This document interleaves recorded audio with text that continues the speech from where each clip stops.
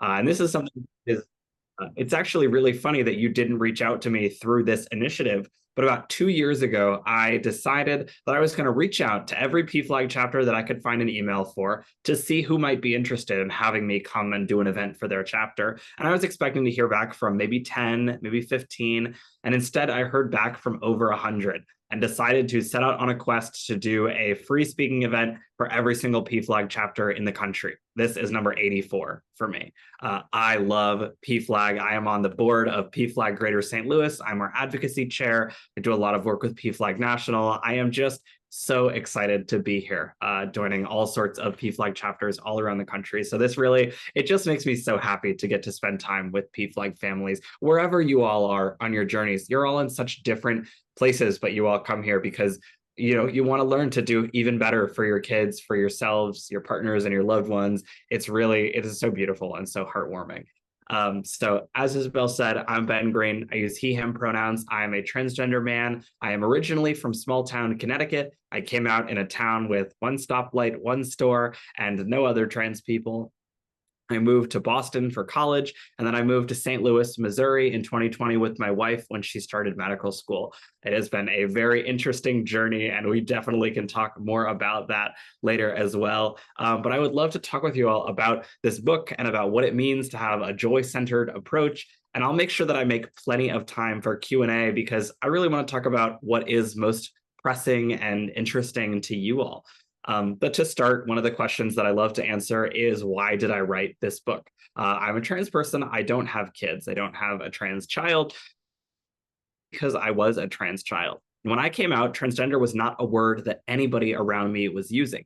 I didn't have the education to understand what I was going through. And the people around me, they were kind and they were safe. And that counted for so much. But they didn't know how to do much beyond that. The systems that I needed, where I recognized that I needed more support, I had to build those structures for myself. So our health classes have the whole human sexuality curriculum that didn't include any trans or LGBTQ identities. I didn't have that education, and so I wrote the curriculum and taught the health classes for all of the sophomore year students, my remaining 2 years of high school. Our guidance staff wasn't equipped to support a trans youth in crisis, and so as that trans youth in crisis, I developed and led trainings for the guidance staff. I helped write our policies, helped form our student groups, and most critically, I recognized that Connecticut was a state where all of us were queer kids alone in small towns. We didn't have huge student groups and big pride celebrations. And so a handful of students worked together to create an underground online Facebook network of LGBTQ youth for the whole state of Connecticut. And my senior year of high school, I was the president of that group. It was over 400 kids, no adult involvement, but we were rigorous with the ways we kept each other and ourselves safe, the ways we helped people come out and shared model policies that had worked at our schools. It was amazing. And it was the job of so many different grownups that I had taken on in my own life. I had come out and I had to grow up like that. I had to become really well-spoken, really mature, articulate, and expert on policy. Above all else, I had to be perfectly patient, a word that we don't use to describe any other teenager. For transgender teenagers, it's a requirement for any level of safety or support. And so for me, I think a lot now as a trans adult about all of the ways that I became that adult, all of the childhood that I didn't really get to spend doing. And I live by the motto, be the person you needed when you were younger. And so I wrote this book because I wanted to be that person and I wanted to equip others to be that person too. I was jumping out of a plane with a tarp and a sewing kit. And so I've made my career into being the parachute factory and to equipping as many people as possible to know how to build those structures and systems so that trans and queer kids or coworkers or patients get to be supported as they are by default. Now, a big part of why I specifically wrote this book is because I had spent a lot of time talking to parents who said, my kid just came out and the books that are out just not doing it for me. They feel really, either judgmental of like, I can't believe you don't know this by now, or of saying, I'm sure this is really hard for you. The book comes with a box of tissues because I know you're probably crying a lot. They were very like, this must be the worst thing that's ever happened to you. Very few of the books were written by a trans person who had come out as a trans young person, reflecting on that as a transgender adult and someone who has focused their career on this. So I was really excited to be able to add my stories and my perspectives to this book and to this conversation. I also want to talk a little bit about why the subtitle of this book is a joy-centered approach to support, because everything that I do is about joy. A lot of people, when they think of the trans community, they think of a really sad, kind of oppressed group of people, and are surprised to then meet me. And I'm like a dog. I go anywhere, and I'm like, wow, look at all these new friends. I'm just so excited. I'll get off the elevator and be like hugging people. I'm so glad I met you. I'm just thrilled to be alive. And people are often surprised to hear that. But joy is at the center of everything that I do, and especially of this book. And that's very, very intentional. The reality is, one of the biggest things I've noticed in seeing the ways that we drive support, that we talk to new allies and to politicians, is that our conversation around supporting trans and queer young people so often begins and ends at suicide statistics.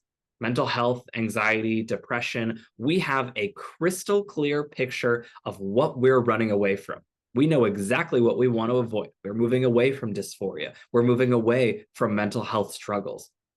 And that's so important, right? That lights a fire under all of us that says, I gotta move away. And that's great. I don't want any kid to struggle with dysphoria, with anxiety, with depression. That's great.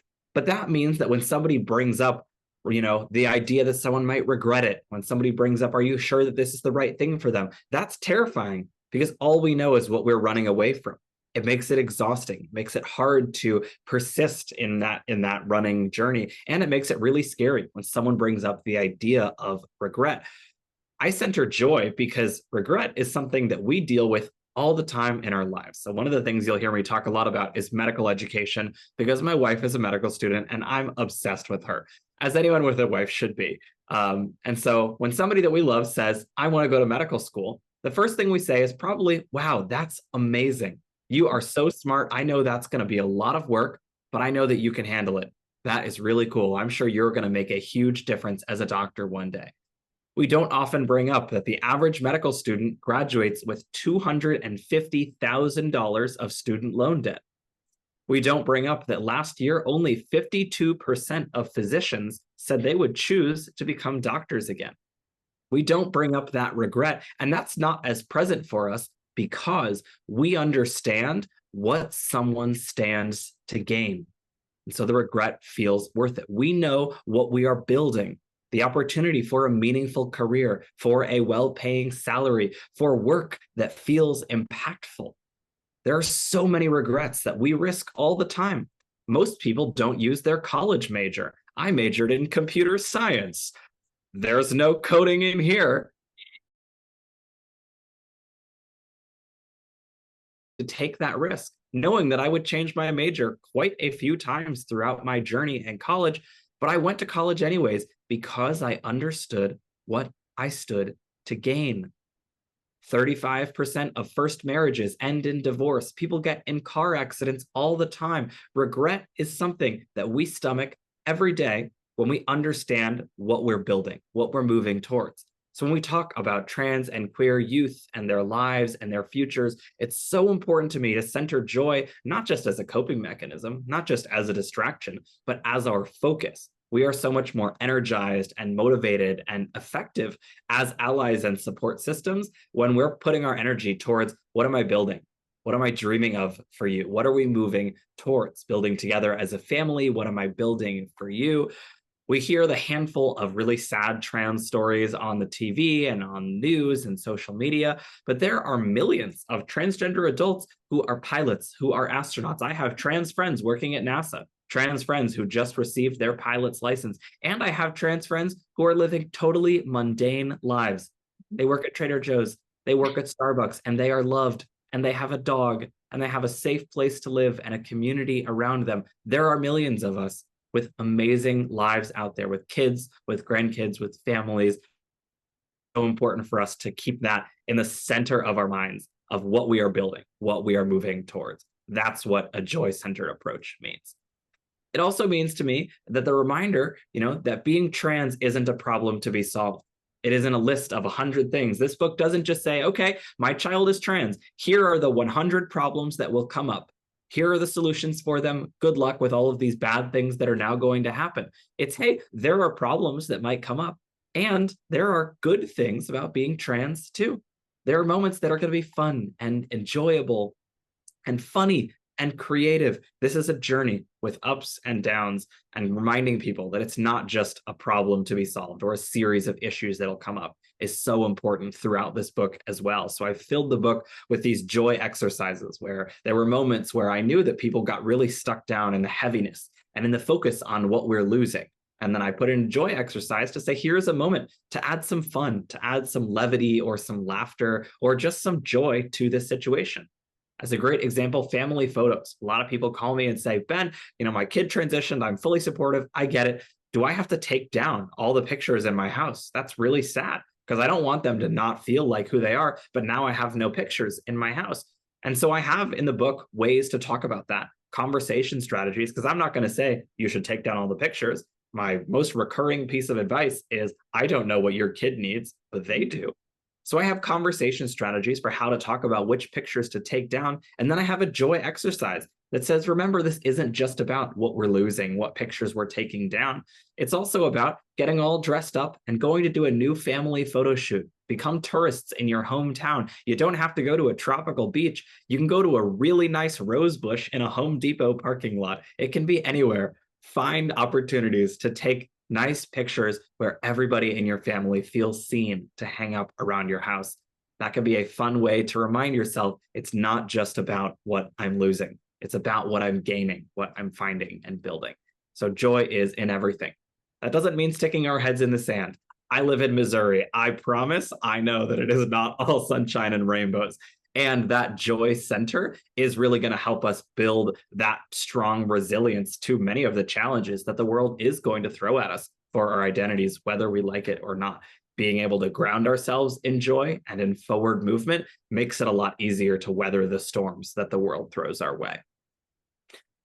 Now, the next thing I want to talk a little bit about is, something that I love to share with folks who are newer on their journey, who are in closer to that day one, but honestly, a piece of advice I think is helpful for everybody and that you all are already starting to take.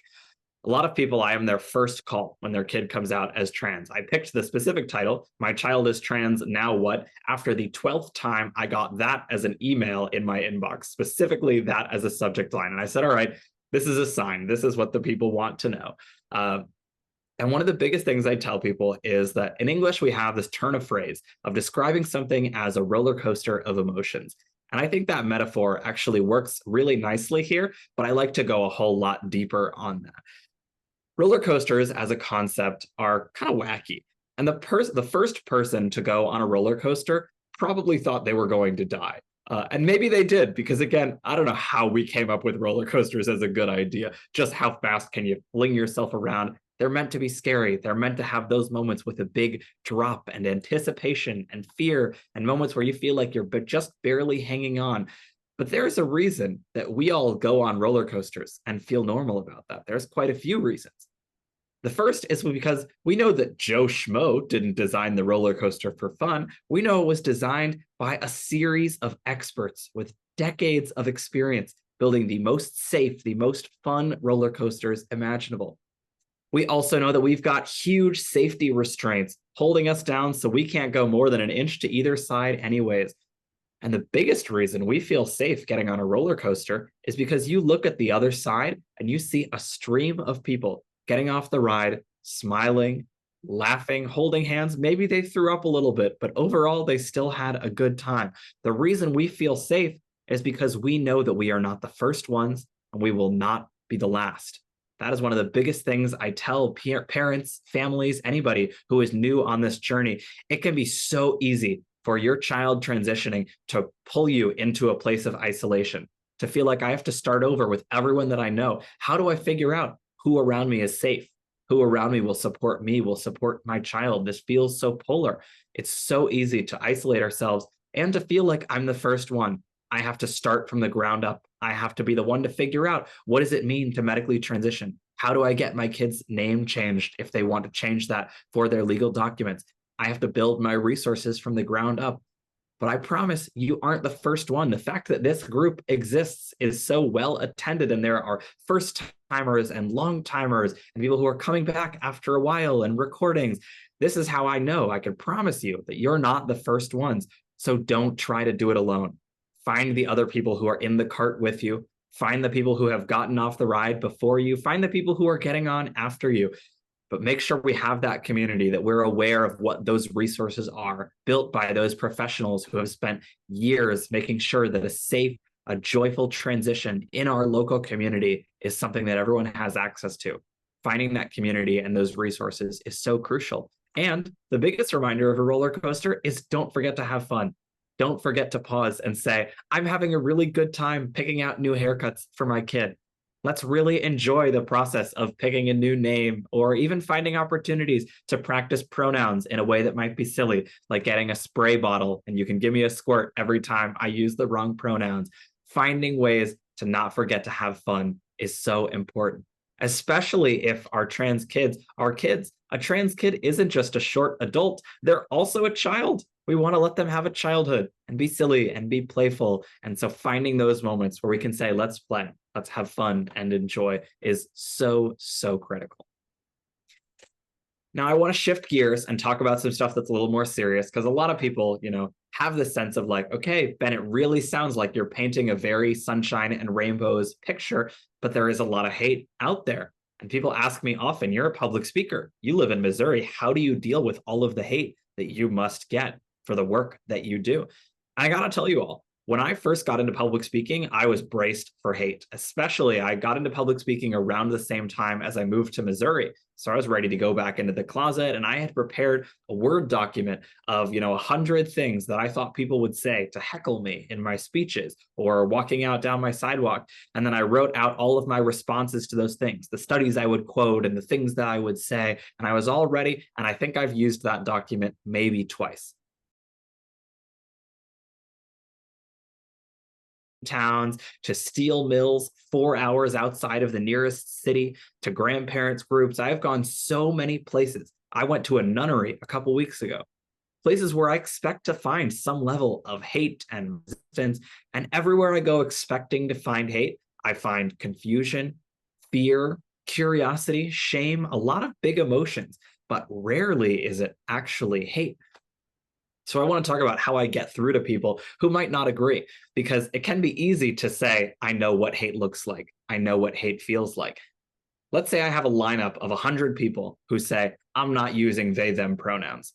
And I'm sure all of us kind of feel that like instinctive blood boiling of like, oh, I know exactly why this person is saying that. You could probably play out that whole conversation in your head of what you want to say to someone who says, but what if it's a phase, or you shouldn't really support them? What if somebody just says a line, and you could play out that whole conversation?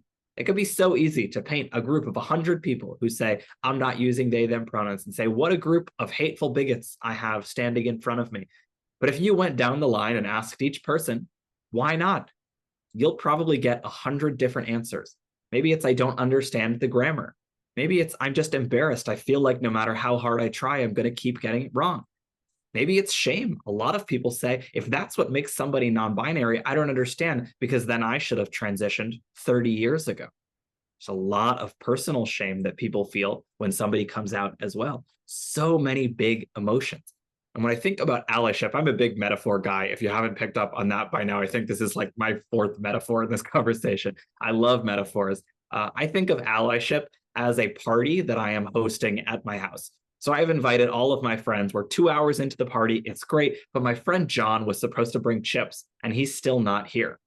So he calls me up. It's 2 hours late. And he says, hey, Ben, I'm sorry I'm late, but I'm lost. I can't find my way to the party. If I pick up the phone and say, God, of course you're late. Just get here. Turn left. And then I hang up the phone. One, why on earth is he going to want to come to my party if it feels very, very clear that I am mad at him for being late and I do not want him there? I am not excited to see him because he's already late. The damage is done. And turn left. What kind of directions advice is that? There is exactly one place he could be where turn left would be a helpful piece of navigational advice. Maybe he's got a flat tire. Maybe he's out of gas. Maybe he is facing the opposite direction. I can't help someone get to my house unless they know they're invited and I know where they are. It's so easy to write people off as hate them off as backwards bigots and to say there's no room for them to learn. But I say leave room for everybody to surprise you. I can't tell you the number of people in my life who have had reactions that were not kind, but with years. Some people took months, others took years. My grandmother took 8 years to call me Ben for the first time and is a staunch advocate. She has 6 copies of my book that she hands out to her friends. It took her time, but she knew always she was invited to the party. We always checked in. What do you need? Where are you stuck? Help us understand, Nana. What about this is challenging for you? And she got there because she knew that we wanted her there. Even if yesterday was the best time for her to arrive at the party, today is the second best day. And so, as we are thinking about the people that we face in our lives who are not bringing the level of support that we wish they were, it is so important for us to remember that we want them to be invited to the party, right? I'm sure we have all at some point had a conversation with somebody who thought we were stupid. And you could tell. You can always tell when somebody thinks that you are some left wing, woke mind virus, whatever it is. You can tell when somebody thinks that about you for supporting your family member or for being a member of the queer community. When we see somebody and think, wow, this is going to be some backwards redneck bigot, they can tell also. That closes them off. They know they are not invited to the party.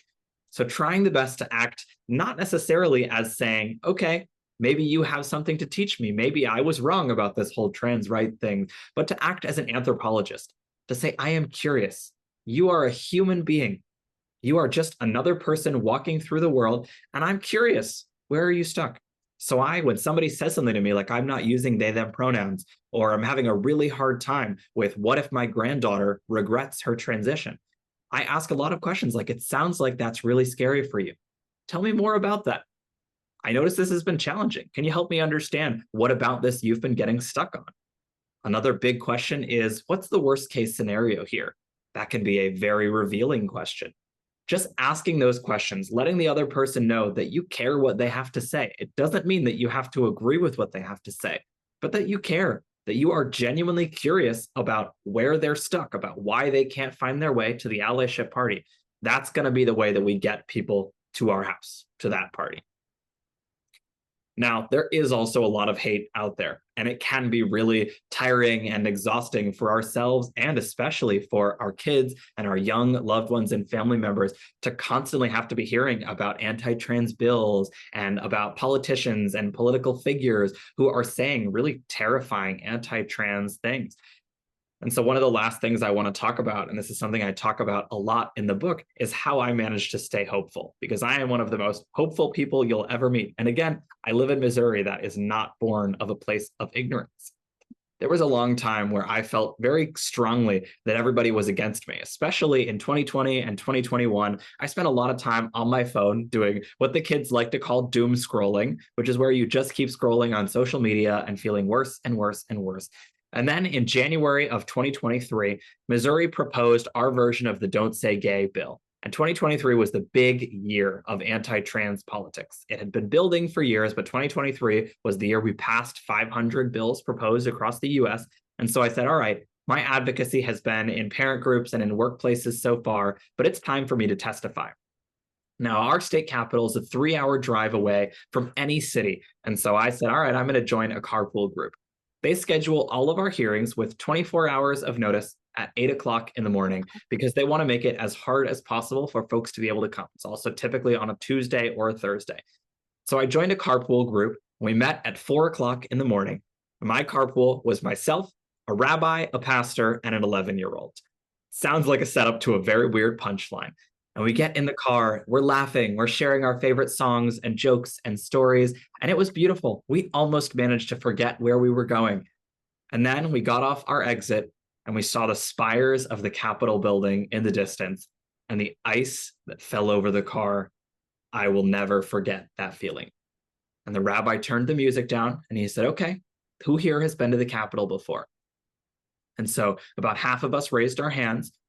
And the folks who had been before said, it's really important that you know what to expect. The walls that you have, I need you to build them up as high as you can. They are going to say things in there that will haunt you. And I need you not to take them personally. They're probably not going to listen to you testify. They might be on their phones. They might laugh, or they might even leave. I need you to build those walls up. Our strength is with each other. And so I am sweating now. I'm pretty stressed out. When we pull up, we park, I'm straightening my tie, and we walk up the steps of the Capitol in somber silence, and we go up the elevator to the second floor. Now, I had been prepared for protesters and for people who were there with hate and militia groups. I was, nervous. I had spent the night before watching self-defense videos on YouTube. I'm wearing a sweater vest. We all know how that would have gone for me. But I was nervous. I was terrified. And we get out of the elevator and you hear the unmistakable sound of a crowd. And I am really sweating now. And we round the corner and it looks like Lisa Frank threw up on the hallway. And for anybody who isn't familiar with Lisa Frank, she makes those like neon rainbow pictures of dolphins jumping in the oceans. The rainbows on that hallway were everywhere, all up and down the hallway. And it wasn't just people who had their rainbow gear, who were sitting quietly on their phones, waiting for their turn to go up and testify. We rounded the corner and a group of people ran up to us with hugs, even for the people they'd never met before, and said, "Thank you for being here. Has everybody eaten? Does anyone need a gas card, a bathroom buddy? We have donuts. There's pizza being delivered at noon to this senator's office. And this other senator is where we're hosting our social workers for the day. So if you need some support, that's where that resource is going to be." The love, the care that was in that hallway was shocking, was overwhelming. The number of people who were wearing collars and yarmulkes, and the number of parents and grandparents and teachers. Very few of the people in that hallway were trans people. And I went up to one mom and I said, "Why are you here? It seems like you're here every single week. So why do you come?" And she said, "Because at my daughter's school, it's field day. I'm here so she doesn't have to be. I will never let her come here. I don't want her to have to know what happens in here. And I don't want what happens in here to affect her out there. So I'm here so she doesn't have to be, and so you don't have to be either." It was so beautiful.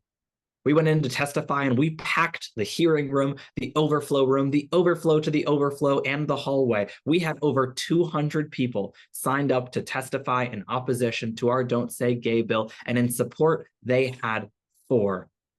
Week after week, 24 hours notice, 3-hour drive, 8 a.m., hundreds of people there in opposition, a handful there in support, often folks who had been flown in from out of state by a handful of far-right organizations. The support for these bills, for anti-trans politics, is not there. And so I started to fall into a little bit of a research rabbit hole. Why did I feel like everybody was against me? Why did I feel like everyone had picked a side? And I was not surprised to discover that for a news headline specifically an online posted news article, for each individual negative word in a news headline, you are significantly more likely to read and click on that article. Rough translation is that places like CNN, ABC, Fox News, NPR, every single one has a financial incentive to make you feel bad. The worse you feel, the longer time you spend looking at advertisements, leaving comments, engaging with articles. Social media works in the same way. When you see a Facebook post that makes you feel happy and safe and loved, you like the post, and then you say, "Maybe the world is okay. I wonder if I should go outside." When you see a Facebook post that makes you angry, that makes you scared, you leave 35 comments. You say, "The world isn't safe for me to go outside. I just need to stay here on my phone because I am too paralyzed to do anything else." You watch advertisements, you engage with posts, you make money for social media websites. There's a financial incentive to make us feel like everybody hates us. But I've been to every corner of this country. I go all over. Dark red states, tiny towns, giant cities, everywhere where you would expect to find hate. And I find pride festivals. Maybe there's 12 people marching in a pride festival in West Texas, but they're there. They're everywhere. It is amazing. I've gone through a lot of emotions in the past couple of years: exhaustion, fury, depression at times. So many things, but the one emotion I have never felt is helpless and hopeless because of how much I get to be involved and get to know where our victories are. So a news headline that you have likely seen reported is that this year we had over 600 anti-trans bills proposed, and that's terrifying. A news headline that gets less attention is that at this point last year, we had over 90 of those bills passed. At this time this year, we have just over 40. That's huge. We have defeated a much larger percentage. Half of the anti-trans bills that passed last year have passed this year. That's amazing. Just a few weeks ago in Kansas, we were fully expecting their gender affirming care ban to go into effect. And again, this did not make national news because it was a very good story. We were expecting it to go into effect after the governor vetoed the care ban, and they had a veto proof majority in their Senate. And just under the wire, right as they were about to pass that veto, or the veto override, and make the bill go into effect, a Republican senator who had helped to sponsor and support this bill stood up and said, I helped write this bill. I worked on this bill, but I've spoken to families. We hear about bullying and we ask how to make it stop. We hear about mental health and we ask how to make it better. And I have learned that government overreach is not the answer. To all of the families who have called me, I hear you. I stand with you. And for that reason, I uphold the governor's veto. And gender affirming care remains legal in Kansas. The number of stories of people who are saying, I thought this was what was right, but I've talked to families, I've talked to leaders and advocates, I've read the data, and I've realized I was wrong. Those stories don't make headlines, but they are happening all over this country.